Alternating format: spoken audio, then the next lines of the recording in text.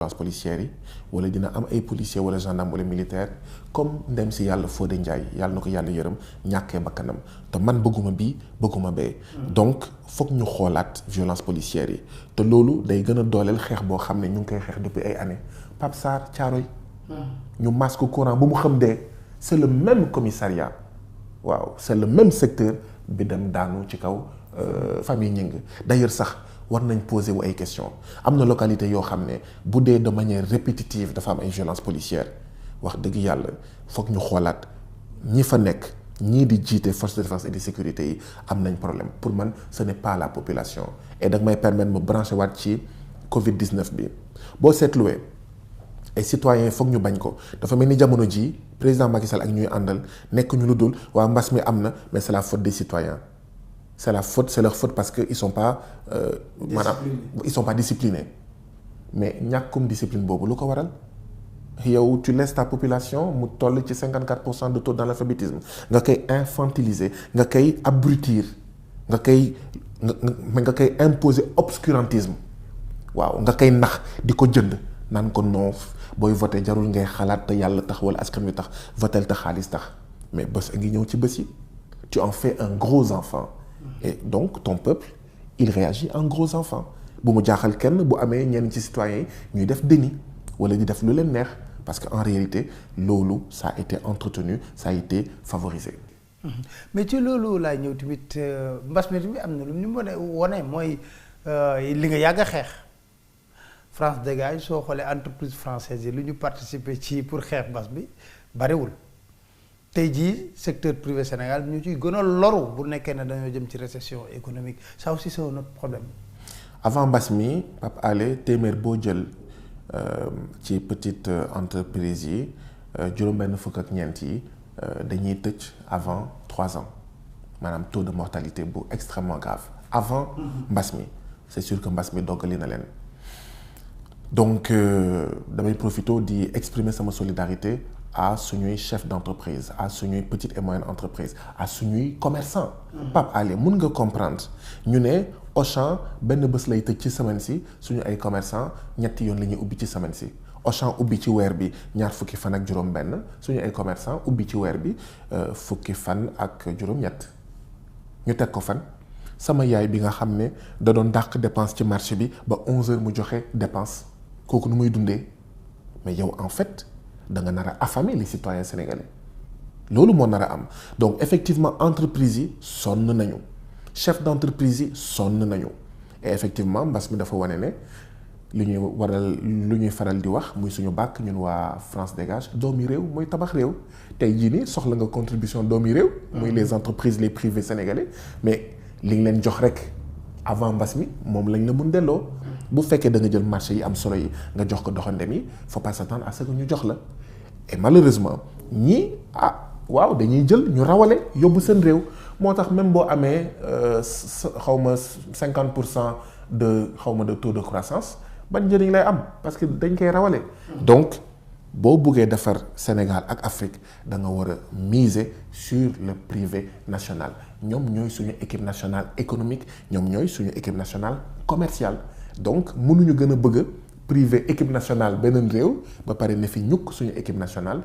mel ni yekk bu naqari quel que soit leur défaut ñoom la ñu war a jàppale bien sûr ñuy joyanti bien sûr ñuy jubbanti mais ñoom ñooy suñu équipe nationale économique ñoom la ñu war a dooleel doomi réew Pape Alé mooy tabax réew. mais comment se fait-il que chaque régime bu ñëwee rek créer ay hommes d'affaires. en réalité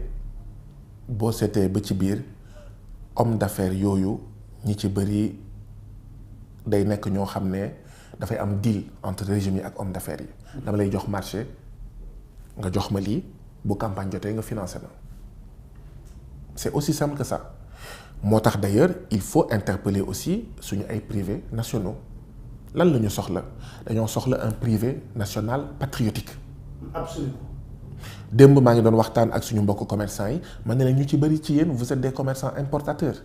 mais jot na ngeen commencer xalaat nekk ay commerçants yuy jënd sénégalais yuy jënd africain di produire même sénégalais et africain te bàyyi di dem jënd bitim réew. yaa ngi demaat ci commerçant yi yaa ngi fàttaliku ba nga leen di xeexal Auchan dégage ñu woo leen jox leen mais maa ngi fàttaliku bu baax a baax. Auchan dégage ñu trahir la yow nga demaat ci ñoom. maa ngi fàttaliku bu baax a baax. mais xam ñu dem jox leen 10 pas yi sucre bi ñu séddoo. fàttaliku bu baax a baax xam nga. Pape am na sax yoo xam ne wax mooy indi wax. bi ñuy xeex Auchan. ñu ànd ak commerçant yi ak UNACOIS Jàppo ak Idi Thiam. bu doon Idi Thiam rek ndaje du mës a am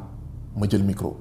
il a fallu ma tëgg ci table bi wax ak commerçant yi ne leen par la force ci caravane Auchan dégage bi jógee Dakar dem Thiès dem Diourbel dem Kaolack mujjee Mbour fu ñu dem man damay wax Idi Thiam musul bëgg ci caravane jooju en jamono xeex bi fekk trahiragul sax musul bëgg ma jël parole